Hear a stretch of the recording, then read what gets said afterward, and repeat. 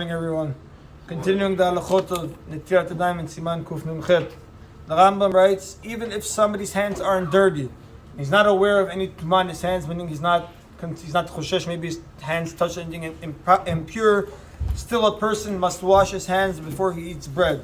Basically like a low plug, the Rabbanan make you always wash your hands. He says like this: Gam nashim chayvot b'netilat yadayim. Women likewise are obligated to wash their hands before bread, because this is not.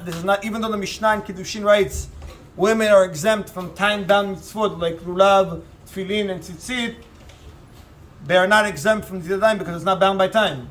The same rules that apply to us for washing hands apply to women as well.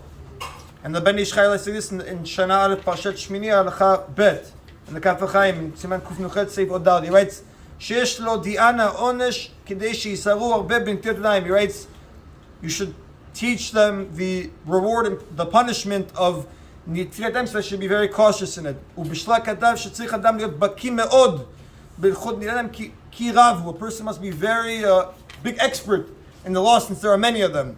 ועל כן צריך כל אדם להיות בקיא בהלכות נטילת ידיים וללמד את בני ביתו דיני נטילת ידיים, to teach his family members Netilat Yadayim, the laws, v'yishgiach she'itnu b'yadayim k'halacha. You have to supervise them basically that they're washing properly. V'chen yichanech et banav uvnotav ha'ktanim netilat b'bracha. Likewise, you have to train your young boys and girls to wash their hands b'bracha when they want to eat bread each time. Now the halacha is like this: there are three levels regarding washing hands before a person eats bread. We said it many times. A person who wants to eat less than kazait of bread, meaning he wants to have less than 27 grams, according to Shulchan Aruch, he does not have to wash his hands at all. If you eat less than 27 grams, Maran says you could just take the bread and say hamotzi and eat it. A person who eats between 27 grams and 51 grams, kabetza, he washes with no bracha. Now why he washes with no bracha? Because tuma, ochlin, food can only accept tuma, kabetza and up. So we have one side, maybe the whole purpose why you wash your hands, because the Kohanim, if they don't wash their hands, they're going to make the Tumah impure. But impurity only transfers to food that's more than 50 grams. So on one side we should not wash our hands less than 50 because it doesn't accept impurity. But on the other side we say maybe the rabbis didn't make a distinction if it accepts impurity or not. They made a rule that you have to always follow that rule. So because of these two back and forth, we wash with no bracha. So from 27 to 51, a kazait, you have to wash your hands, but you don't make a bracha on Netilat Yadayim. From a kabetza and up, meaning 51 and up, that's when you have to wash your hands and you make a bracha. That's why he emphasizes you have to know the halachot, because when you come home and your wife or your kids say, I don't want to eat so much, I want to eat a little bit, the first thing you should make sure that they don't make a bracha. Because if they're going to make a bracha and they're going to eat less than 50, they already made you get into problems of blessing in vain. You have to make sure these three levels. Less than 27, you don't have to wash your hands at all. Between 27 and 51, you have to wash your hands with no bracha of Netilat Yadayim. Hamotzi you always make, even on the crumb. From 51 and up, that's when you make a bracha of Netilat Yadayim. If you want to be strict, there's an achok rishonim what kazait is. Maran holds it's chatzi betza, it's half an egg, so 27 grams. The Rambam and the Riv hold it's shlish betza, it's 18 grams, third of an egg.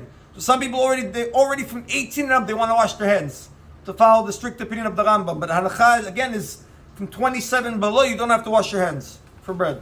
You can just take the bread and eat it. With no bracha. From 51 and down, no bracha. No bracha. Of Netilat Yadayim. Hamotzi always make even on the crumb. Of Netilat Yadayim. Now he says like this. Let's say a person now, we told him the halakha that he can only make a bracha if he went at 51 and up, and now he washed his hands and made a bracha. And after he started eating, he realized I won't be able to get to 51. His stomach hurts, or for whatever reason, he won't be able to get to 51. The Ritba writes in Chulna Kuvav Mudbet, the Ritba was one of the Rishonim, he writes that a person does not have to force himself to get to the kabetza. Because when a person made the bracha, he was intending completely to eat the kabetza. For whatever reason, he was honest that he wouldn't be able to finish it, he does not have to force himself. The Ben Ish Chai writes to force yourself, because again, he wants to avoid you getting into the problem. But Ravadia says, like the Ritba completely, you don't have to force yourself at all. But make sure, when you start your seudah, don't start filling up on everything else on the table. First, make sure you eat your kazait between 4 to 7.5 minutes. And after you eat your kazait or your kabetza, if you made a bracha, now you can eat whatever you want. Don't stuff up on other foods at the beginning, because then you're going to get into this whole issue. And then next halakha we'll speak about B'ezrat Hashem, how you can make a seudah over cake and have to wash and bench on that, let's say, because Muslim that too. Baruch Adonai Le'olam. Amen.